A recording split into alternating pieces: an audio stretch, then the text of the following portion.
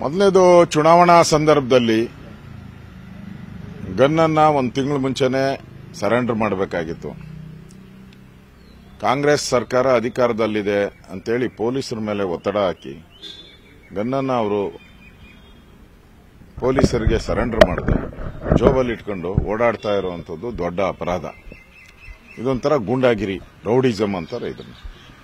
ಅದ್ರ ಜೊತೆಗೆ ಮುಖ್ಯಮಂತ್ರಿಗೆ ಬಂದು ಹಾರ ಹಾಕುವಂಥದ್ದು, ಮಂತ್ರಿಗಳಿಗೆ ಬಂದು ಹಾರ ಹಾಕೋದು, ಇದೆಲ್ಲ ನೋಡ್ತಾ ಇದ್ರೆ ಒಂದು ರೀತಿ ಬೇರೆಯವರಿಗೆ ಬೆದರಿಸಿಕೆ. ಅಂದರೆ ನಮ್ಮಲ್ಲಿ ಗನ್ನಿರೋರೆಲ್ಲ ಇದ್ದಾರೆ, ನಮಗೆ ಕಾನೂನು ಸುವ್ಯವಸ್ಥೆ ಏನು ನಮ್ಗೆ ಪಾಲನೆ ಆಗಲ್ಲ, ನಮ್ಗೆ ಅಪ್ಲೈ ಆಗಲ್ಲ. ಕಾಂಗ್ರೆಸ್ ಕಾರ್ಯಕರ್ತರಿಗೆ ಕಾನೂನು ಏನೂ ನಮ್ಗೆ ಅಪ್ಲೈ ಆಗಲ್ಲ, ಕಾನೂನು ಏನಿದ್ರು ಬೇರೆಯವ್ರಿಗೆ, ನಮ್ಗೇನು ಕಾನೂನು ಅಪ್ಲೈ ಆಗಲ್ಲ ಅಂತೇಳಿ ರಾಜಾರೋಷವಾಗಿ ಈ ಥರ ಓಡಾಡುವಂಥ ಒಂದು ಸಂಸ್ಕೃತಿ ಏನಿದೆ, ಇದನ್ನೇ ಹೇಳೋದು ಕಾಂಗ್ರೆಸ್ಸಿನ ಗೂಂಡಾ ರಾಜ್ಯ ಅಂತ ಹೇಳೋದು ಇದನ್ನೇ.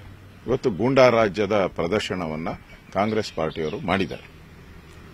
ಸರ್, ಈಗ ನಿಮ್ಮ ಆಂಗಲ್ ಇದಾಗತ್ತೆ, ಆದರೆ ಇದೊಂದು ರೀತಿ ಭದ್ರತಾ ಲೋಪ ಕೂಡ ಆಗುತ್ತಲ್ಲ. ಒಬ್ಬ ಸಿಎಂ ಆದವರಿಗೆ ಗನ್ ಹಿಡ್ಕೊಂಡು ಹೋದನ್ನು ಹಾರ ಹಾಕಿರೋದು ಪೊಲೀಸ್ ಭದ್ರತಾ ಲೋಪ ಕೂಡ ಆಗುತ್ತೆ. ಭದ್ರತಾ ವೈಫಲ್ಯ ಇದು, ಪ್ರಶ್ನೆನೇ ಅಲ್ಲ. ವೈಫಲ್ಯ, ಪೊಲೀಸರು ವೈಫಲ್ಯ. ನಾಳೆ ಬಾಂಬ್ ಇಟ್ಕೊಂಡು ಬಂದ್ರು ಈ ಪೊಲೀಸರು ಕೇಳಲ್ಲ. ಅಂದ್ರೆ ಪೊಲೀಸ್ ಇಲಾಖೆನೂ ಕೂಡ ಒಂದು ರೀತಿ ಬದುಕಿದ್ರು ಸತ್ತಂತ ರೀತಿ ಆಗಿದೆ ಇವತ್ತು. ಇದೆಲ್ಲ ನೋಡ್ತಾ ಇದ್ರೆ ಒಂದು ರೀತಿ, ನಾನು ಕಳೆದ ಅಸೆಂಬ್ಲಿಯಲ್ಲೂ ಮಾತಾಡಿದ್ದೆ, ಕರ್ನಾಟಕದಲ್ಲಿ ಕಾನೂನು ಸುವ್ಯವಸ್ಥೆ ಕುಸಿದೋಗಿದೆ ಅಂತ. ಇದಕ್ಕೆ ಸ್ಪಷ್ಟವಾದಂಥ ನಿದರ್ಶನ ಇದೆ. ಅಂದ್ರೆ ಮುಖ್ಯಮಂತ್ರಿ ಸನಿಹಕ್ಕೆ ಗನ್ ಹಿಡ್ಕೊಂಡು ಪ್ರೈವೇಟ್ ವ್ಯಕ್ತಿ ಬರುವಂಥದ್ದು ಎಷ್ಟು ಸರಿ?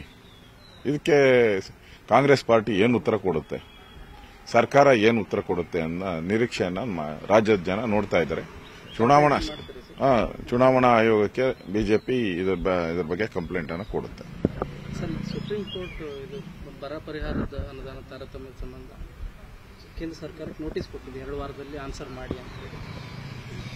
ಈಗಾಗಲೇ ಕೇರಳ ಸರ್ಕಾರ ಸುಪ್ರೀಂ ಕೋರ್ಟ್ಗೆ ಅಲ್ಲಿನ ನಮ್ಮ ತಾರತಮ್ಯ ಆಗ್ತಾ ಇದೆ ಅಂತೇಳಿ ಕಂಪ್ಲೇಂಟ್ ಅನ್ನ ಮಾಡಿದ್ರು. ಅಲ್ಲಿ ಸುಪ್ರೀಂ ಕೋರ್ಟ್ಗೆ ಅಪೀಲ್ ಹೋಗಿದ್ರು. ಸುಪ್ರೀಂ ಕೋರ್ಟ್ ಅವರಿಗೆ ಛೀಮಾರಿ ಹಾಕಿ ಕಳಿಸಿದ್ದಾರೆ ಕೇರಳ ಸರ್ಕಾರಕ್ಕೆ. ಕರ್ನಾಟಕ ಸರ್ಕಾರನೂ ಕೂಡ ಬರ ಪರಿಹಾರದಲ್ಲಿ ಏನಿದೆ ಹಣವನ್ನು ಕರ್ನಾಟಕ ಸರ್ಕಾರ ಬಿಡುಗಡೆ ಮಾಡಬೇಕಾಯಿತು. ಚುನಾವಣೆ ಬಂದಿದೆ ಅಂತೇಳಿ ಕೇಂದ್ರ ಸರ್ಕಾರದ ಮೇಲೆ ಗೂಬೆ ಕೂಸುವಂಥದ್ದಕ್ಕೆ ಒಂದು ತಂತ್ರ ಮಾಡಿದ್ದಾರೆ.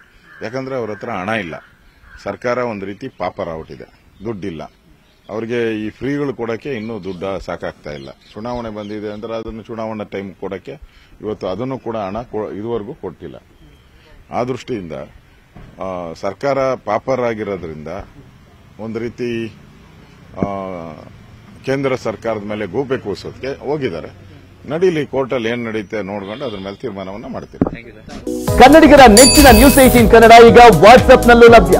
ಕರ್ನಾಟಕ, ದೇಶ ವಿದೇಶಗಳ 360 ಡಿಗ್ರಿ ಸುದ್ದಿಯ ವಿವರಗಳನ್ನ ನಿಮ್ಮ ಕೈ ಬೆರಳುಗಳಲ್ಲೇ ಪಡಿಲಿಕ್ಕೆ ಈ QR ಕೋಡ್ ಅನ್ನ ಸ್ಕ್ಯಾನ್ ಮಾಡಿ, ನಮ್ಮ ಚಾನಲ್ ಫಾಲೋ ಮಾಡಿ, ನೋಟಿಫಿಕೇಶನ್ ಆನ್ ಮಾಡಿ.